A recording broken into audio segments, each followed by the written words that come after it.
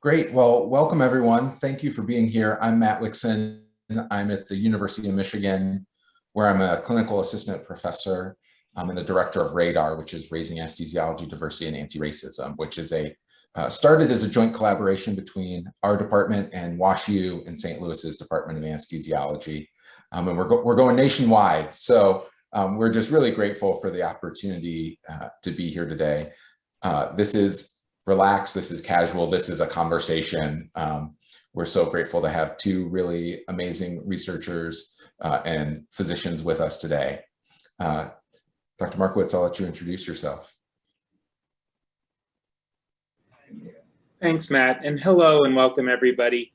It's really wonderful to be here. I am greatly privileged to be able to participate in Raising Anesthesia Diversity and Anti-Racism programming and work with Matt and others that you'll meet in a few minutes in that program. And without further ado, I think I'm going to hand it back to you, Matt.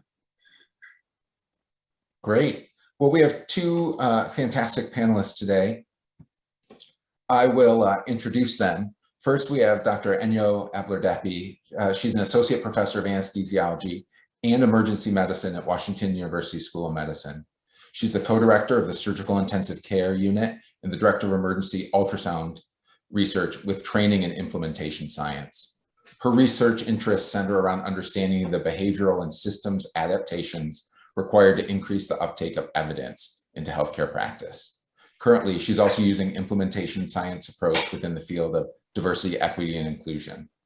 She's the associate vice chair of DE&I within the Department of Anesthesiology and is using qualitative methods to understand the complexities, develop comprehensive strategies, and implement programming and policies that foster a culture of respect and belonging for every member within the department. Our other panelist is Dr. Buki Nafiu, who's an associate professor of both pediatrics and anesthesiology at Nationwide Children's Hospital and The Ohio State University. He's the inaugural executive section editor for health disparity research for anesthesia and analgesia. Dr. Nafiu's research interests include the impact of socioeconomic determinants of health on surgical outcomes, and he's published extensively in this realm. He has comprehensive experience with using large databases to explore clinically relevant perioperative questions. Enyo and Buki, if it's okay, we're going to use first names today. So thank you both for being here so much. We really appreciate just the time that you would give and your expertise in being clinicians. So I'll start with a softball and just spend a few minutes telling us about your journey into research. You're both obviously very active clinicians, but you're very active researchers as well. So if you could just give us that 30,000-foot view of how did you get to where you are right now? Enyo, why don't you go first? Okay, thank you so much. So I think my story is interesting because I am very involved in research now, but it was not an original passion of mine. I don't have a PhD. I didn't learn any methodology. It was late in my, relatively late in my clinical career that I was like, what is this thing called implementation science? And it's just so cool to be able to look back now and see how your world comes together and how the questions you've been asking, the things that drive you, the things that give you passion, that you find a thing that explains it. And that was implementation science for me. So a little bit about my clinical background. If you know me, I am a yapper. I like to talk a lot. I like to ask lots of questions. I'm always why. And I'm an emergency physician where you do ask a little why, but you need to stop and move on. And I didn't want to move on. And so I went to go do critical care because I wanted to know more about physiology and what's happening, fascinated by, problem, solution, result. That is just, really excited to me. And started doing that in ICU realm and thinking about applications of, seeing in real life data that we would hear during journal club, and then what was happening in real life, and that there was a gap. I was reading that evidence should be happening. We should be doing this. The scientists had discovered this thing and that it really, really works. And then I'm looking at my institution and we're not doing that. And I'm confused as to what's causing this. And many places have similar problems, so it's not unique to us, but started again asking those why questions and realized that it's not as simple as, oh yeah, we should just do it. It's not Nike. You don't just do it. there's a lot of steps, things are really complicated. And so starting to dismantle and think about why that is and how do you get about getting change to happen in an academic center, in a huge institution, fascinating. And that's really what got me started. So I took some time to learn about this scientific process or method. It's a whole world that I had no idea about. And a little shout out to WashU, where we have a lot of really innovative landmark implementation scientists, which I didn't even know. They were right there in my backyard and had no idea that they existed. It's really privileged to be able to work with some new minds about this concept of how do you get things adapted? How do you get things to change? And again, this concept is quite old, if you will, in education and behavioral science in terms of like mental health, but I haven't seen it so much in acute care setting, which is where I became interested. So learning how to do implementation science in the acute care setting is what my research has been mainly focused on, picking small targets, branching it out, and really studying the approach, again, using implementation science of how do you get something to change. And in my case, how do you get something to change and get people to stop doing something, which fits nicely even with DEI or diversity, equity, inclusion. How do you get behaviors to stop happening that we all agree are inappropriate or we shouldn't do? So that's kind of my story into it. Fell into it because I kept asking questions, opened doors for me that I didn't realize were even possible, and just super excited about the potential that's there. It's a relatively, like I said, still a new field. There's still a lot we don't understand about behavior and what it takes to get that to change. So those who may have interest, join the party, because it really is, and it's just really, really exciting to think about. Thank you. Thanks so much, Buki. Hi, everyone. It's just such a wonderful opportunity and great privilege to be with this group. When Matt sent me the emails asking if I'll be able to participate, the first thing that came to mind is, of course, I'm not going to say no to any request from the University of Michigan, given that that's kind of my home base. But more importantly, this is an area that is really really special to me. That is health equity and diversity, for obvious reasons. But a little bit of sort of background. I mean, we don't have enough time for me to go over my background. It's been a very, very long journey for me. I grew up in Nigeria. I went to med school in Nigeria. I started out as a pediatrician before I saw the light and switched over. As a matter of fact, I switched over to anesthesia kind of serendipitously, because the job I was interested in after I finished my pediatric residency in Nigeria wasn't going to open up for another 6 months. And then I went to Ghana. At that time, my fiance, well, my wife now, was doing her internship in Ghana. And that was where we got kind of introduced to anesthesia. They're like, hey, why don't you go and spend those 6 months doing anesthesia, and then you can, if you learn how to do airways and critical care stuff, and then you can go back to your pediatrics and you have all those skills in your back pocket. But then the professor that kind of introduced anesthesia to me at that time knew something about Nigerians that you guys should probably all know. That is, how do you catch a Nigerian? Just tell them that they're going to get another set of letters in front of their name, and they will sign up immediately. So he said, well, if you do 6 months and you do an extra 6 months, then you can take the exams and get another set of degrees. I was like, oh, really? Okay, well, sign me up. So that was how I switched from pediatrics after doing a residency to anesthesia training. Long story short, I did the 1 year stint in Ghana and then went to the United Kingdom. Ended up in East Anglia region, Cambridge, Norwich, which is where I did the bulk of my anesthetic training in England. That's where the FRCA sort of letters in front of my name is from.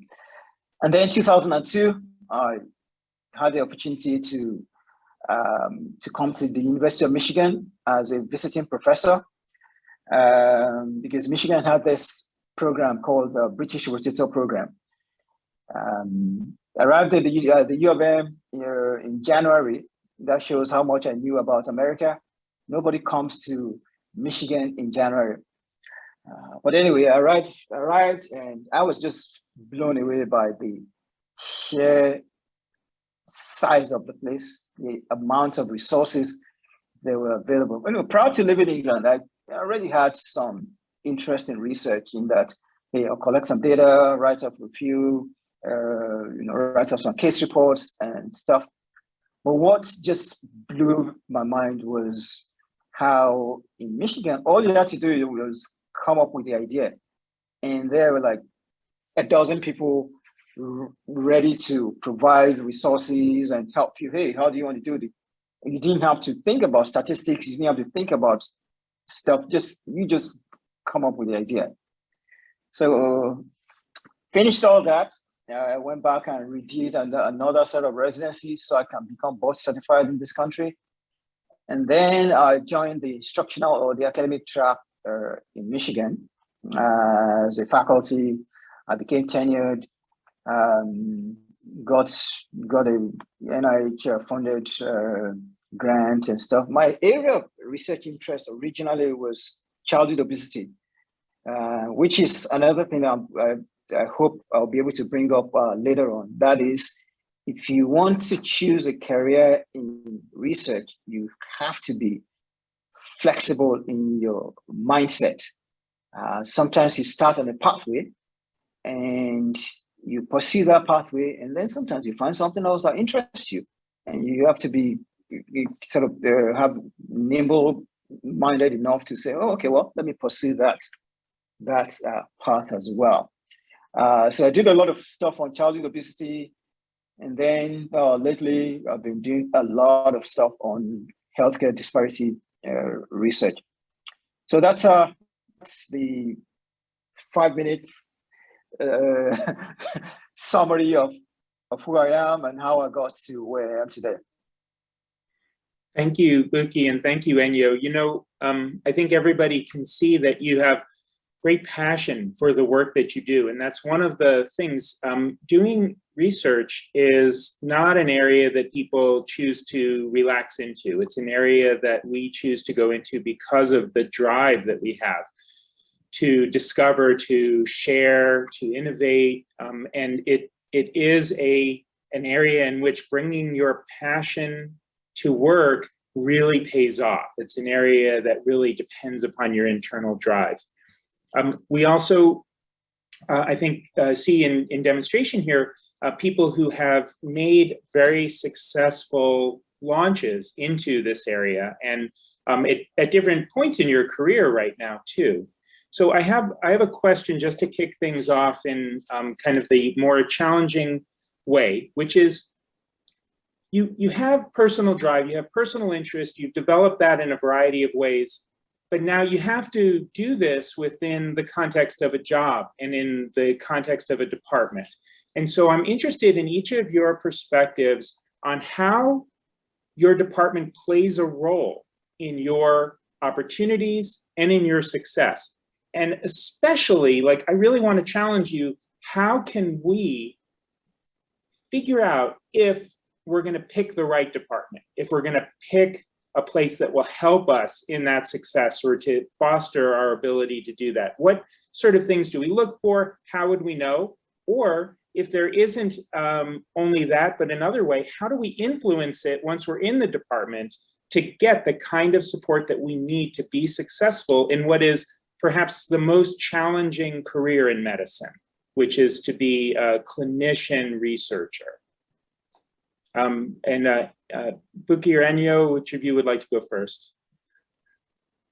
Yeah, sure. I can go first. So there are two. So I learned a lot of lessons in Michigan. Let me just put it out there first.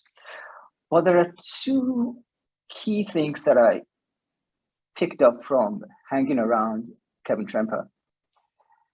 And one of them is, he talks about, and I'm sure he probably just like all, wise people, sometimes they say things that they don't even know that will have sort of life-changing impact on you. So there's one thing he always talks about, how to make research successful in the department. He talks about investment in people, and that just like all investments, it's like investing in the stock market. Sometimes it works, sometimes it doesn't work. But that when it works, everybody will be looking at you, wow, you're a magician, what's going on? And how did you manage to do that? So in 2007, Kevin Tremper hired a bunch of us, we were about 6 or 7 junior faculty, I think about 7 of us, 6 on the adult side, and I was on the pediatric side. But the one seed that he sowed in all of us was that seed of competitiveness. We were always, competing against each other. Hey, who's publishing this and who's doing what or whatever. There was George Mashaw, there was Sergeant Ketapal, Chad Bromed, Krish Ramachandran. I was on the pediatric side. And so what his charge to us was, find a problem that irritates you every day in the operating room and design a question around it. But more importantly, try to find one question that will lead to another, question and lead to another question. Now, by the time you've published 5 papers, you're a world expert. And we all took that to heart, and we all kind of just followed that. The other side of that, of Mark's question is, how do you, because hey, let's face it, our specialty is a service specialty. For every anesthesiologist that is not putting patients to sleep and waking them up, the mindset of people is that they're losing money. Which brings me to the other part of the equation, why big departments or why successful departments keep succeeding. Why is it that the University of Michigan is probably the #1 NIH funded anesthesia department in the country? Or if not, it's only second to WashU. The reason why that is so is, to my mind, based on the Matthew principle. You guys know what the Matthew principle is. If you're a student of the Bible, you know that the parable of the talents. The one that has more, even the more that he has, the one that doesn't have, the little that they have will be taken from them and given to them. But it's the one that had a lot, it's not because they had a lot and they didn't do anything about it. Well, they started out with a little and then built on it. So the department has to be willing to invest in people. Not looking at the short term, hey, okay, if we give them time off to go and do research, they're not putting patients in, we're hemorrhaging money. It has to be a long range view. Michigan is smiling now, WashU is smiling now, not because this is where they've always been. When I came to the U of M in 2002, to have a paper accepted in ANA was like a big deal. To have a grant submitted. I remember George Mashaw was the first person to submit a grant to the IARS. There was an all departments wide email that, wow, Dr. Mashaw submitted a grant. I mean, it was like a big deal. It submitted a grant, not that the grant got funded. Now you say you submitted an R01 in Michigan, that's like, okay, big deal. Is that a U01 you're submitting, or is it going to get funded, or that sort of thing? So it's just to tell you that departments that invest in people are the ones that reap the benefits or the seeds of that of research. And that, to me, it's a no-brainer. There's no magic to it.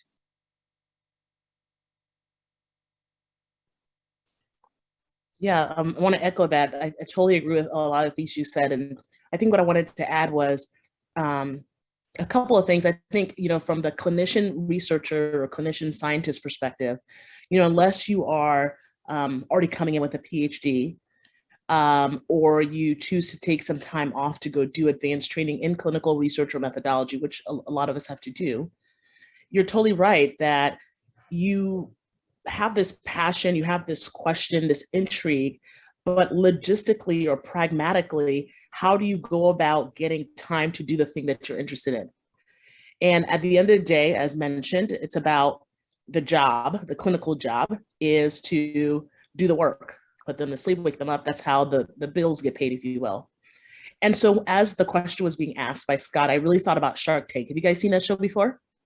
Yeah, right? So people come in, they come with their ideas and their dreams, and it's a proposal.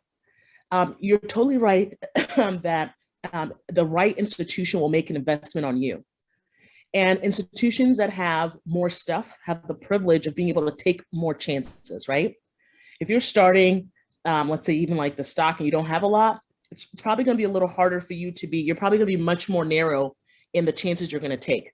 But if you have more stuff, right, you're willing to give it a shot, because for every success, there's a lot of failures, and that's life. You should get comfortable with that, and that's okay. That's just how life is.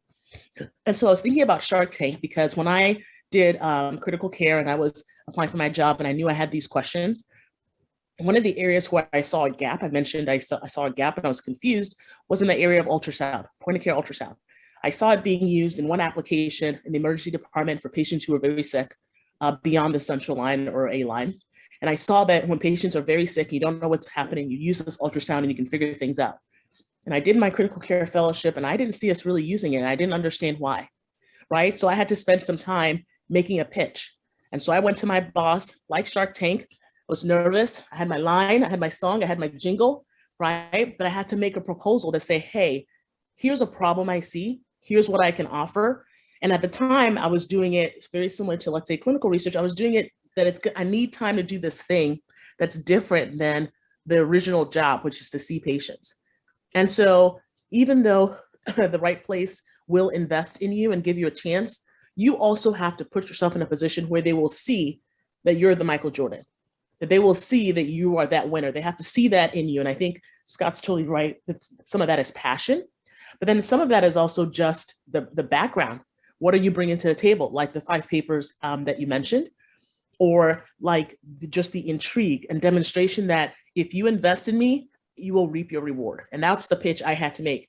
If you give me this time to do the thing I'm saying I want to do, I will guarantee you a high likelihood of success.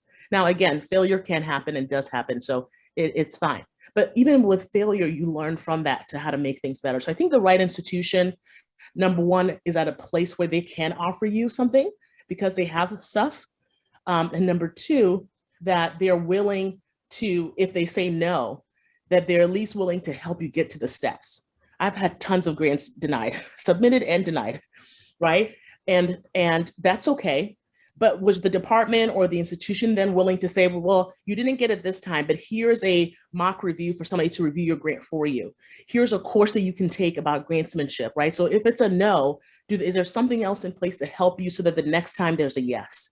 And I think also looking for that's important. Sometimes you're going to hear no, that's just a practicality, because when you get something, somebody else may not be able to get something. And that's the way finite resources work. So be appreciative of that. So I totally agree. The right institution will invest in you, but I think the right institution will also give you an infrastructure or a platform to be successful if the answer is no right now, and that's okay. But also get yourself ready, right? You can't show up to Shark Tank asking for foolishness. You know what I mean? You want $1 million with 1%, like investment from them, or however they say the word, and they just laugh. You've seen the show. So you also have to have realistic expectations, mentorship, and support. So I think the right institution also has mentorship. Look for other researchers who are doing the thing that you want to do. When I went to my boss for that proposal about ultrasound in the ICU, I had spent 2 days at the University of Florida because there was a person who had the job I wanted. This job title did not exist. And it was the director of point of care ultrasound in the ICU, and it didn't exist. And I wanted to go figure out, well, how do you do that job? What do you do exactly? Those sorts of things. So my point is that having mentorship or somebody who's doing exactly what you think it is that you want to do is very helpful as well. And so in an institution that has those things, right? Like you're trying to become that thing, whatever it is, if there are people like that there, that is also very helpful so that you can at least see pragmatically what that looks like and get some of the support as in your journey.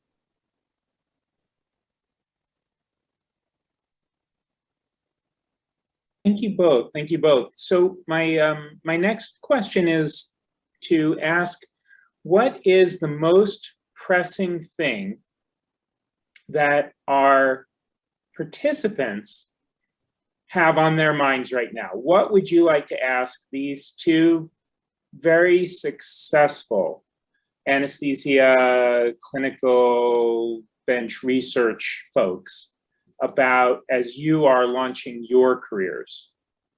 Who's got a question? Feel free to put your hand up in front of the screen or do the little reaction, raise your hand, unmute and call out something. Yes, is it Devin? Yeah, hi. Thank you both for coming to talk to us today. I'm curious on, I think there's like the peer element of research where you're just jazzed about a certain topic and you get into it for that reason. But I'm also wondering what the effect is of kind of like politics or hierarchy and how that plays into kind of your overarching goal of the research you want to do. And how you navigate that, kind of the more personal elements of anesthesia research.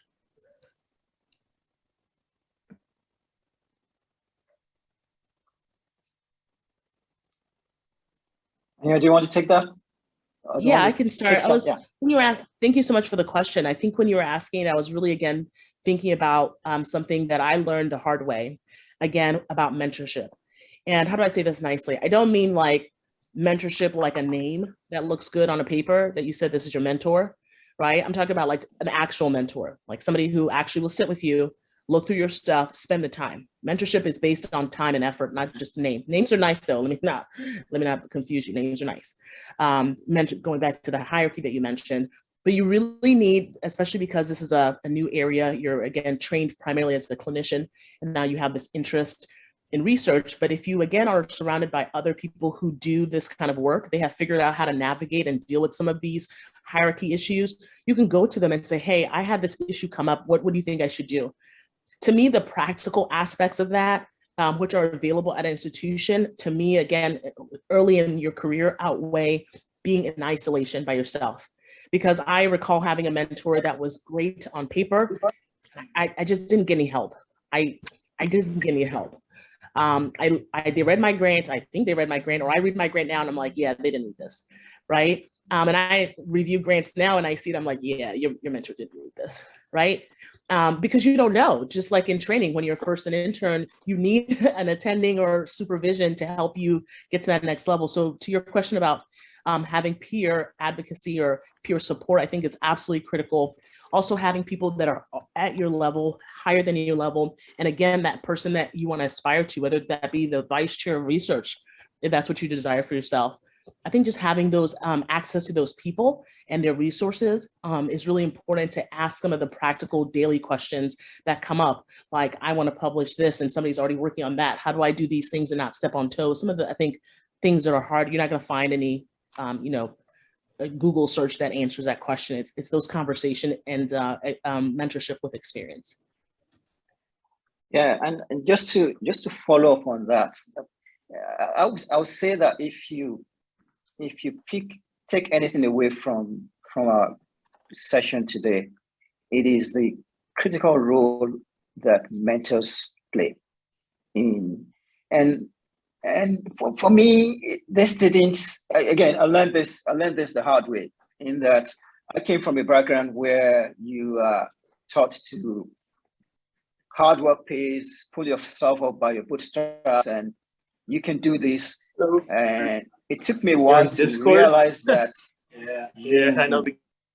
It took me a while to learn that you cannot go far, no matter how brilliant you are, without somebody, because it's those conversations that happen when you're not present.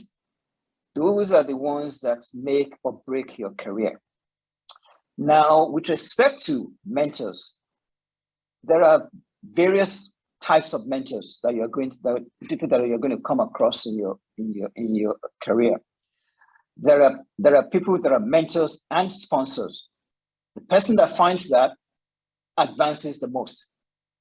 What's a sponsor? A sponsor is somebody that will think about you when you're not there. A sponsor is somebody that will open doors that you do in your experience, you don't even know that those doors are there. They will open those doors for you. A sponsor is somebody that will tell you, hey, hold on a minute, sign up for this program. And you say, oh, I'm shy, I don't like to talk. Sign up for this program. Push you to do things that you don't even know you need.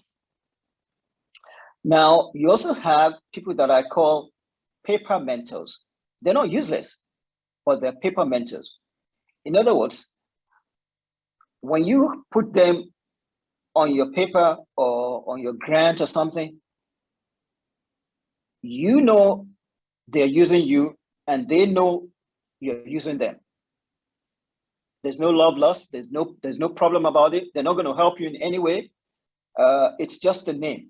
The name will most likely might get your paper accepted, or you might get your grant favorably reviewed, or you're not going to get any help from them. Now, does that mean they're completely useless? I would say do not discount them. Do not just say, hey. But as long as you understand that, now how do you assess whether somebody has an interest in your research or not? Well, the quick way that I advise my residents and fellows and junior faculty is, if you write a one-page document or you send a manuscript to somebody and it comes back to you as, great job, this is fantastic, that person has not read it. Because no matter how good you are as a writer, if somebody doesn't find anything wrong, and by the way, it's the person that sends your, again, this is from personal experience, the very first grant that I ever wrote, when I sent the specific ACE page to Dan Clark, who ended up being my K23 mentor, this came back to me, I didn't recognize it. And by this time, I was already a reasonably successful investigator. I had like 40 manuscripts to my name at that time. So I thought I knew how to write. But when it came back to me, I didn't recognize it. I was like, what's going on? This is like, so that taught me that he has spent time to read it and using his experience and the lingo that is supposed to be used and all that. So those are things to keep in mind with respect to finding mentors and how to sort of navigate that mentor sponsor relationship.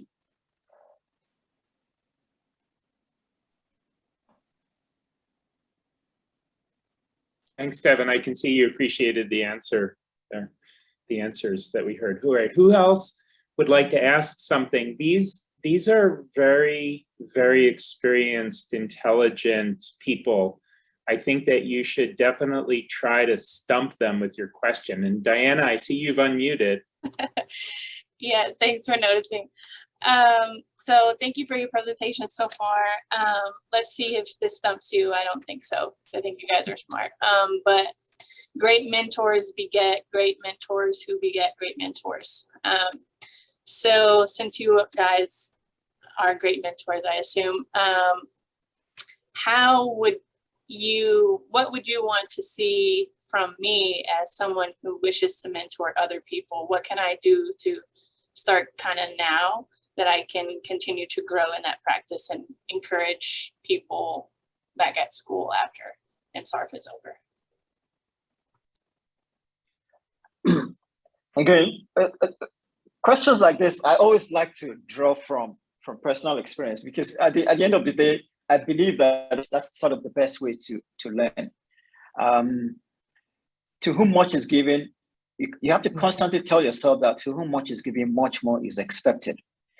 Now, we're all different in how we view when we become successful or as we grow, how we view ourselves.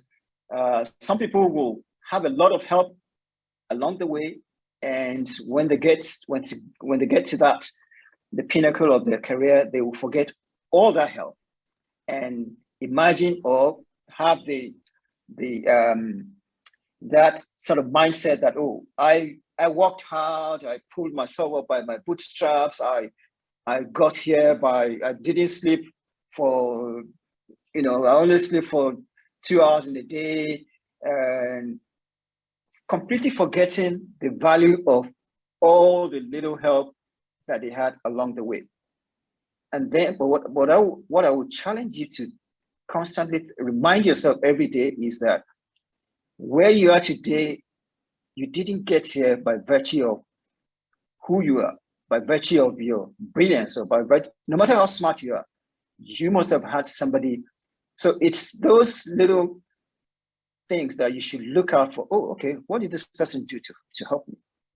And then as you climb, as you advance, you ask yourself, am I packing too light? In other words, am I helping someone? It could be, and don't just assume that, it's papers only, or ideas only, or writing grants only that matter. Even just a simple word of encouragement. Hey, hold on a minute. I wasn't born with the skills. One thing I say to every medical student that's with me in the OR is the first time they want to start an IV and I see their hands shaking, I tell them, look, every single attending sucked at one point. If you cannot relate to that, you're not telling the truth. You have missed an airline, you have put a tube in the esophagus, so we all sucked at one point in our life.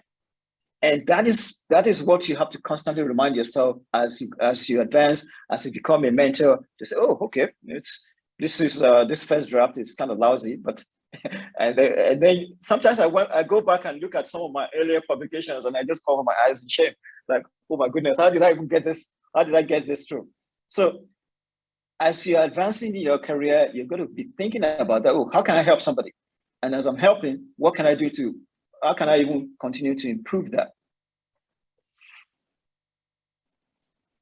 Yeah, that's great advice. And I think, it's not really funny, but I wanted to make 2 comments. So I'm somebody that's part of 2 departments. So I'm part of anesthesiology and I'm part of emergency medicine. And then my research is in implementation science, which typically is either through public health or at least at our institution, it's through the Brown School or social work. And so they're mentorships that sort of are created organically, naturally. They just, the person is cool, they think you're cool, you guys get along, you see some expertise in them that you value, whether clinically or research related, and that relationship sort of easily fosters. And I think what I wanted to comment on for me specifically is the types of mentorship where you have to work for them. I think part of your second question was, what would you expect as a mentee and also as a future mentor? I think what's really exciting is when a mentor sees a little bit of themselves in you, right? I think that also gives them passion to relate, like you said, which is that I was there. They remember having that situation happen to them. And so they see a little bit, just a little light that reminds them of themselves and their story and are motivated then to help you. And I think if you ever feel that or see that, take advantage of that. And like you said, you'll be able to tell because they will put in the time and read that manuscript or read that specific Ames page. Now, to be fair, everybody's really, really busy, right? There's only 24 hours in a day. And for everything that you do, it's something that you're not going to do and you have to delay it. So somebody that takes time to do something for you on your behalf means that they value or are seeing value in that effort for that day. So be grateful about it. Turn things in time, be prompt, be aggressive. And I am, if you know my personality, I'm pretty aggressive. And so to foster some of the relationships in the other schools or other departments where I am not there all the time, I don't walk around so that they see me. I wrote letters and I was like, hey, my name is Enyo and I want to do implementation science. Who will help me? Right. And that's my approach. And it's so funny because I was recently in the unit in ICU and there was a resident, she's a fellow actually, who came to me and she's like, I like you and I want you to be my mentor. And I was like, yes, that's what I did too. I would just go to people and say, hey, I need you to help me. Of course, not necessarily craft like that, but my point is that I saw a little bit of myself in her because I too was like, no, I need help. And I'm from Ghana, and same sort of personality. Like we do not stop. We just keep saying yes, or you go for what you want. Like that's how I was raised. So if I don't have what I need, I will go find somebody to give me what I need because I not selfish, but I need to advocate for myself and try to do that as best as I can. But because I know that I'm that way and everybody's not that way, as a mentor myself, I try to look for opportunities to advocate for other people. So I try to reach out, or if somebody does need help from me, try to remember the same things that I got, that I need to get that back. Because just exactly like you said, I absolutely did not get here by myself. I can think of the people right now who mentored me and put in their time that I'm so grateful for. They're such great friends and colleagues now. And I try to think about them when I'm working with residents now, or working with med students now, working with fellows now, when we're working on publications or grants. Like, I got to put that extra time in because somebody did that for me. And that's just so valuable. So I would say to those looking for mentors, appreciate the organic ones, but don't be shy about what you need. I mean, all somebody can say is no, or I don't have bandwidth, or I don't have time. And every time you hear a no, again, there may be an opportunity for them to foster or send you to somebody else who does have the bandwidth or time to be able to do that for you. Great things are created. It's not passive. It doesn't just show up. And the crux of implementation science is just that. It doesn't just sort of show up. You have to sort of put yourself in a position to increase your chances of that thing happening. Can I just add a couple of thoughts to that? So when we talk about finding a mentor, or which department is going to invest in you, there's something I want you to keep in mind. There's another thing that Kevin used to say, that without the spark, there's no flame. That is, and the other way I kind of put that is, I call it the Beatles phenomenon. You know, the Beatles, before they became the so-called overnight success, they had played for hours and hours and hours on end before they burst into the international scene. In other words, if a department is going to invest in you, you must have done something. In other words, you must have put in that time before the department sees. So it's basically time begets time. You've done a lot of work on your own without anybody giving you time. And then the department will be willing to invest in you. The same thing with mentorship. The mentor must see that, oh, this person is a go-getter. Oh, they've done X, Y, Z. And then they'll be willing to put in that time, because like Enya said, everybody is busy. There's so much that's on your plate. And the other piece of advice that I will give is, if you find a good mentor, please do not disappoint them, because they are very, very hard to find. And he that finds a mentor or finds a sponsor, whatever you do not disappoint them. There's a very important question that I saw in the chat that I think we should address before we run out of time. How do you know you've been around a mentor for too long? In other words, how do you separate from your mentor? Because at some point that's going to happen. Because the way I look at it is, it's called mentorship or sponsorship. It's not a marriage. The same way that it's when you send your manuscript to ANA or anesthesiology or whatever it is, well, it's a dating game. It's not a marriage. So if ANA refuses or fails to accept your paper, by the way, that's the way I look at rejection now. I don't call it a rejection. They fail to accept my paper, or they fail to fund the grant. I mean, these are things that you develop the Teflon skin along the way. So how do you separate? A good mentor will know that none of this is personal. You know, if you start moving along, you're going to start from a position of, hey, I've written this manuscript. What do you think? Your mentor will look through it, correct it, or whatever. Once you start developing your own niche, a good mentor will be able to recognize that. And hey, I don't do mitochondrial DNA research. You started out in health disparity research.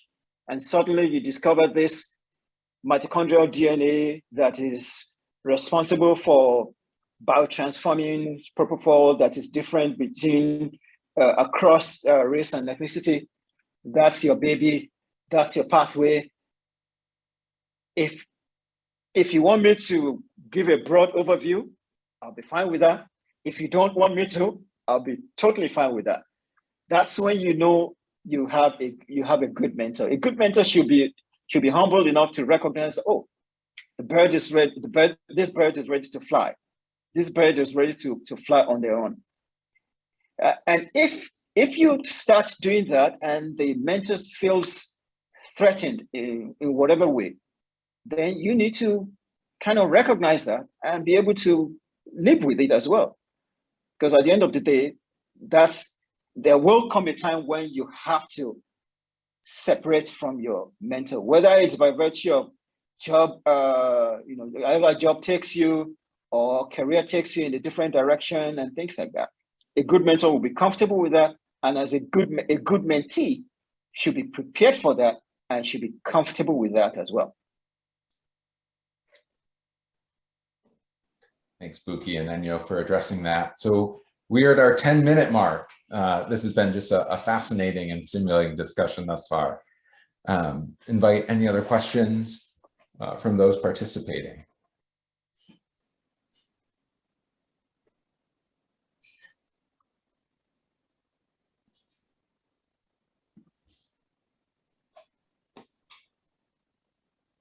Okay, I'm going to ask one then. It's been burning the whole time. I've been trying to keep it in. I just waited 10 seconds for a question. So Scott said after that, I can ask one. When I look at the group, the faces I can see, I see a lot of diversity. And if you ever hear me talk about diversity, I will say diversity is a big tent, not a small tent. It's more than just racial diversity. That's my pet peeves is when people use diversity as a code word for not white, but that's a whole other talk. Happy to give that at some point.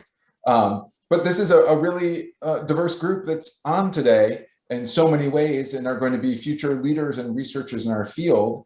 But when you look at the highest kind of echelon of editorial boards and leaders of societies and NIH, people giving out the money, we don't have the same diversity reflected here. So as Buki and Enyo, as people who are diverse in many different ways, what do you do about that? How do we start responding to that? How do you deal with those feelings, those emotions? How do we start getting a seat at the table where some of these decisions are being made when we don't necessarily see someone who looks like us, has the same geographic region, socioeconomics, all those things that make up, kind of the diversity of our field?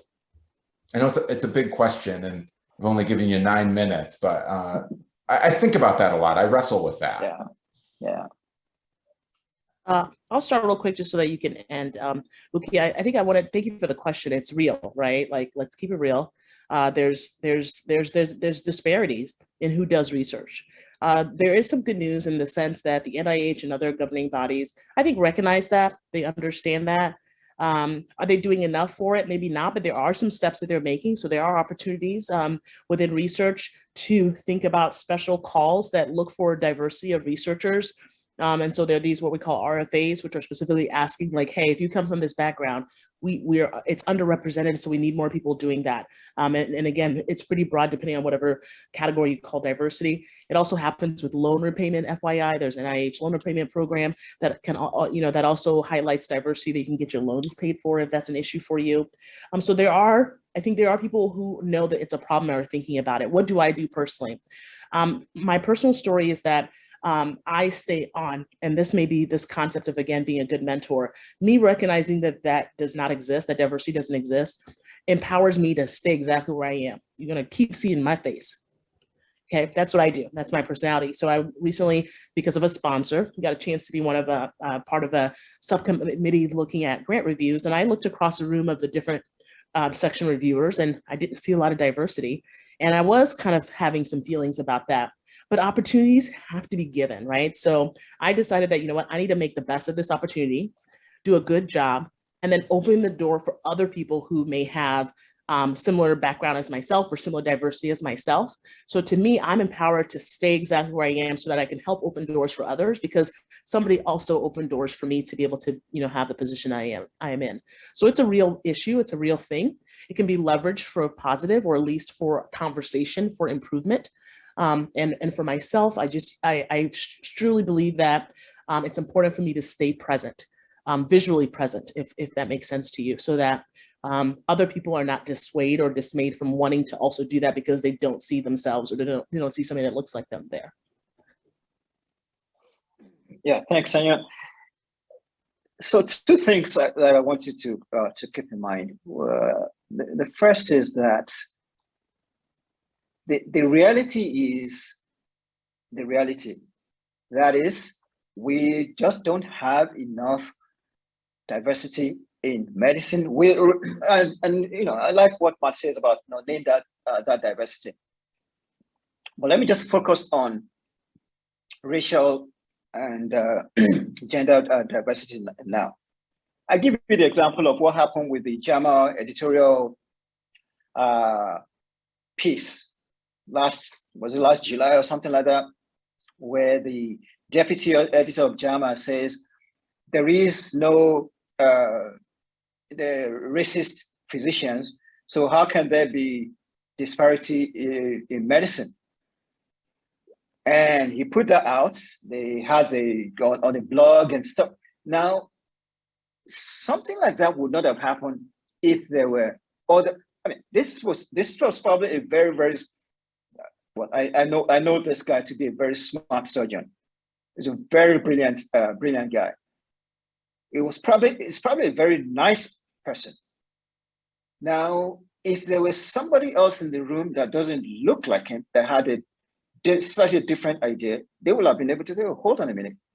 You probably shouldn't say that, because you're looking at something from one viewpoint, recognizing that one man's 9 is another man's 6. You've got to be willing to look at this from a slightly different perspective. That would not have come out.